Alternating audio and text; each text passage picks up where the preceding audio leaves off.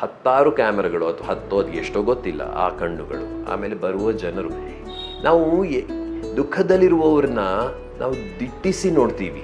ಅದು ಏನು ಮನುಷ್ಯನಿಗೆ ಅದೊಂಥರ ಕ್ರೌರ್ಯ ಅದು ಅಲ್ವಾ? ಇದು ಮನುಷ್ಯ ಸ್ವಭಾವ.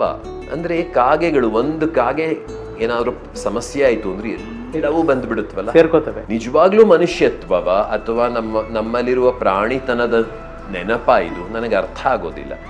ಆದರೆ ನಾವು ರಕ್ತವನ್ನ, ಇನ್ನೊಬ್ಬರ ನೋವನ್ನ, ಇನ್ನೊಬ್ಬರ ಸಾವನ್ನ ಅದು ಒಂದು ಸಂಭ್ರಮ ತರ ನೋಡಕ್ ಬಯಸ್ತೇವೆ. ವಿಡಿಯೋ ಮಾಡ್ತೀವಿ ಸರ್, ಅಲ್ಲಿಗೆ ಬಂದ್ಬಿಟ್ಟಿದೆ. ಇದು ನನಗೆ ಆಶ್ಚರ್ಯ ಆಗುತ್ತೆ.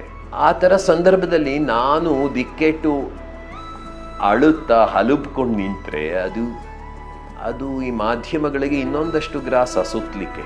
ಆಮೇಲೆ ಎಲ್ಲಕ್ಕಿಂತ ಹೆಚ್ಚಾಗಿ ಆ 4 ತಿಂಗಳ ನೋವನ್ನು ನೋಡಿದ್ನಲ್ಲ, ಅದಕ್ಕೆ ಹೋಲಿಸಿದ್ರೆ ಅವಳು ಒಂದು ನಿಸ್ಸೀಮವಾದ ಅಥವಾ ಜಗತ್ತಿನ ಯಾರಿಗೂ ಎಟುಕದಂತಹ ಒಂದು ಸಮಾಧಾನದಲ್ಲಿದ್ದಾಳೆ ಅಂತ ನನಗೆ